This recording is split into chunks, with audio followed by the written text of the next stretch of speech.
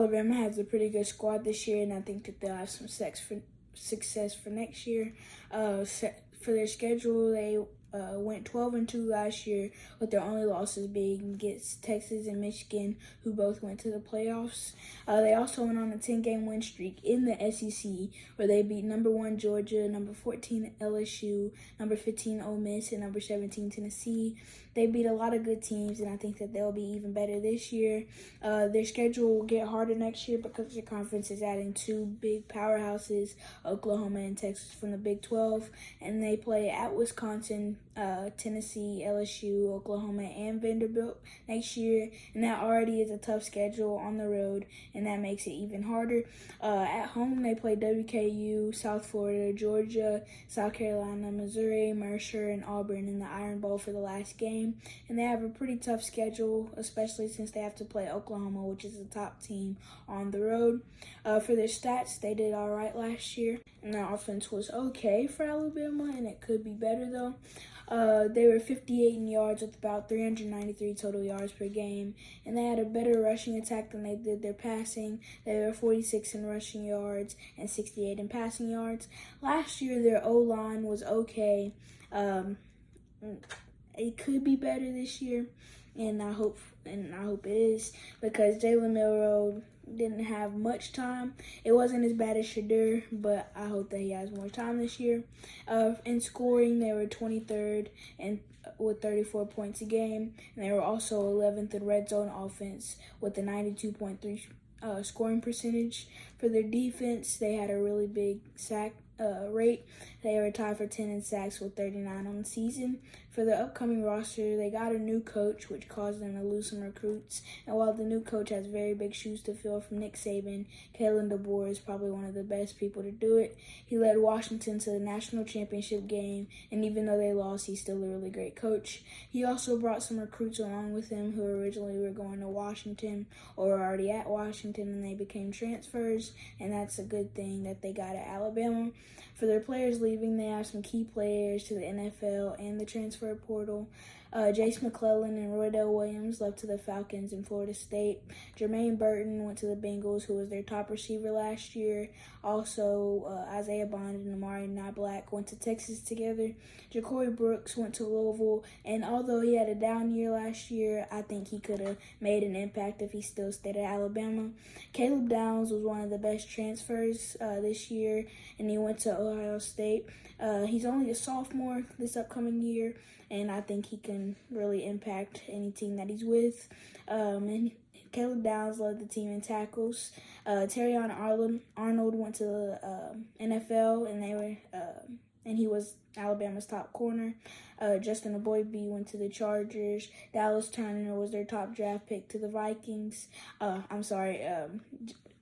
J.C. Latham was to the Saints at 7, and Dallas Turner was a close second to the Vikings at 11. Jalen Key also went to the Jets, and he was a really good safety for them. Kool-Aid McKinstry was a close second as the best cornerback on the team. And Seth McLaughlin, their bad center, went to Ohio State with Caleb Downs. And I'm kind of glad that he left because he wasn't really good.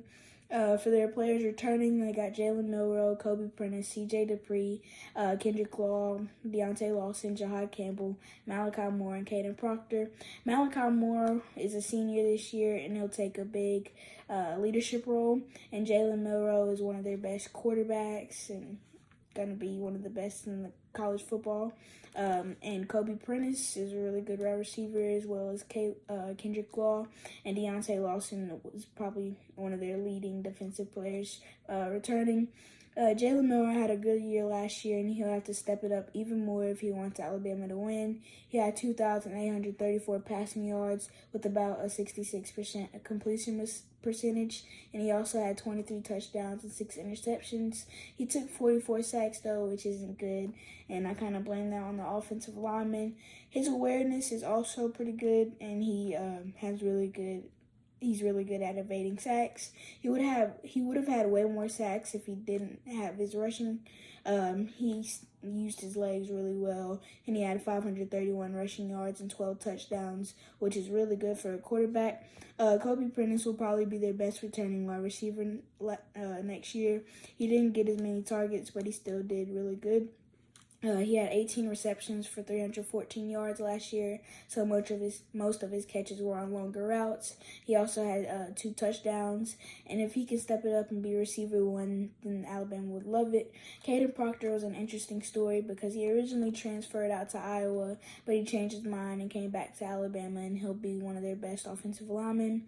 For their transfers, they got Jeremy Bernard, a 4-star transfer from Washington, Caden Proctor, who I was talking about, came from Iowa, King Mack from Penn State, which is really good safety and a 4-star transfer. LT Overton was a defensive lineman from Texas A&M. That was a 5-star coming out of high school and a 4-star transfer with really good talent.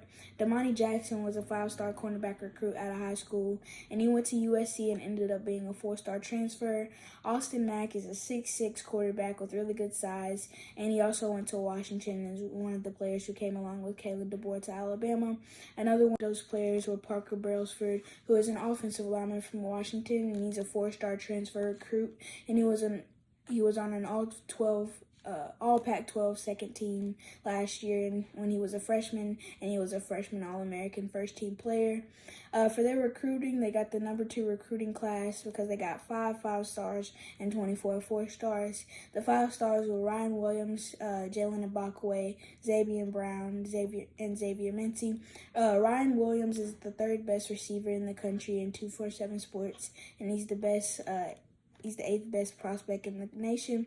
He's a really good wide receiver, which is a position that the Tide need. He reminds me of Devontae Smith because of the size and the way he plays. If he can be like him in college, Alabama will be getting a really good player.